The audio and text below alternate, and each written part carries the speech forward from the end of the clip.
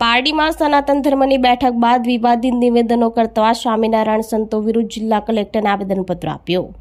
પારડી ખાતે સનાતન ધર્મની મહત્વપૂર્ણ સભા યોજાઈ હતી। સભામાં સ્વામિનારાયણ સંપ્રદાયના કેટલાક સાધુઓ દ્વારા સનાતન ધર્મ વિરુદ્ધ કરવામાં આવી રહેલા પ્રચાર અંગે ચિંતા વ્યક્ત કરવામાં આવી હતી અને વલસાડ જિલ્લામાં વિવાદિત નિવેદનો કરતા સ્વામિનારાયણ સંતો વિરુદ્ધ ઉગ્ર રોષ વ્યક્ત કરી જિલ્લા કલેક્ટરને આવેદનપત્ર આપ્યું હતું। તેઓ વિડીયો કેસેટ અને અન્ય માધ્યમો દ્વારા સનાતન સાહિત્ય અને શાસ્ત્રોને ખોટી રીતે રજૂ કરી રહ્યા છે। ધાર્મિક અગ્રણીઓએ આ પ્રવૃત્તિઓને એક ષડયંત્ર ગણાવ્યું છે। તેમણે ચેતવણી આપી કે જો આ પ્રવૃત્તિઓ નહીં અટકે તો કાયદાકીય માર્ગે પ્રતિકાર કરવામાં આવશે। આ અંગે વલસાડ કલેક્ટરને આવેદનપત્ર સુપ્રત કરવામાં આવ્યું હતું।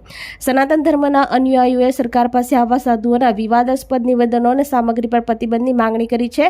સભાના અંતે નિર્ણય લેવાયો કે જો સરકાર યોગ્ય પગલાં નહીં લે તો કાયદાકીય માર્ગે આગળ વધવામાં આવશે। સાથે સનાતન ધર્મની ધાર્મિક પરંપરાઓને મજબૂત બનાવવા પર ભાર મૂકવામાં આવ્યો હતો। આવેદનપત્રમાં કથાકાર શરદભાઈ વ્યાસ, પ્રફુલભાઈ શુક્લ, શિવજી મહારાજ, BN જોશી વગેરે જોડાયા હતા।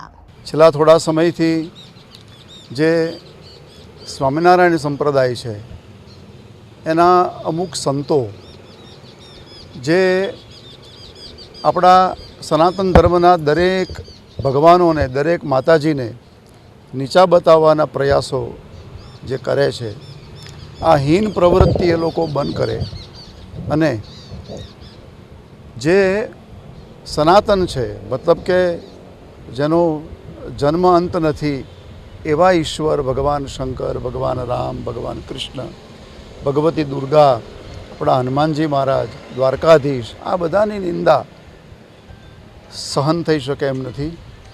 અમે જેની ઉપાસના કરીએ છીએ એની તમે નિંદા કરો તો એક સ્વાભાવિક છે કે સમાજ, સનાતન સમાજ એનાથી નારાજ થાય, આક્રોશ જન્મે।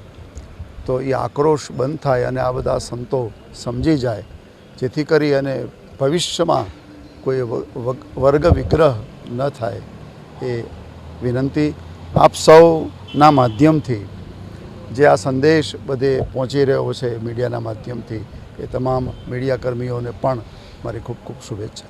આજે કિલ્લા પારડી બ્રહ્મ સમાજ દ્વારા વલસાડ જિલ્લાના કથાકારો, ભૂદેવો, સંતો, મહાત્માઓ સાથે સનાતન ધર્મની સભાનું આયોજન કરવામાં આવ્યું અને એ સભાની અંદર પૂજ્ય શરદભાઈ વ્યાસ દાદાના અધ્યક્ષ સ્થાને પૂજ્ય શિવજી મહારાજ સહિત સૌ કથાકાર મિત્રો અને સૌ સનાતન ધર્મીઓ ઉપસ્થિત રહ્યા। અમારો એક જ હેતુ હતો કે અમારા હિન્દુ દેવ દેવતાઓ ઉપર જે એક સંપ્રદાય દ્વારા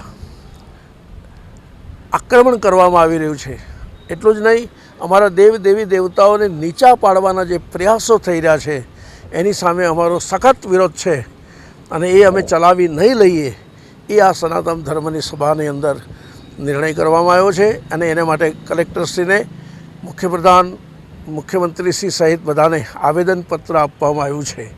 બસ સનાતન ધર્મ સદૈવ સત્ય છે એ સિદ્ધાંતને સાબિત કરવા માટે અને જે મેં તો ત્યાં સુધી કહ્યું છે કે આ સનાતન ધર્મને વિધર્મીઓએ જેટલું નુકસાન નથી કર્યું એટલું અધર્મીઓએ કર્યું છે। આ અધર્મીઓ આ નુકસાન કરી રહ્યા છે। આપણી સંકલ્પ ન્યૂઝ ચેનલને સબસ્ક્રાઇબ અને લાઇક કરો, બેલ આઇકન દબાવો જેથી આવનાર ન્યૂઝ અપડેટ્સની નોટિફિકેશન આપના મોબાઈલ પર સૌથી પહેલા પહોંચે। Like, subscribe and share the video.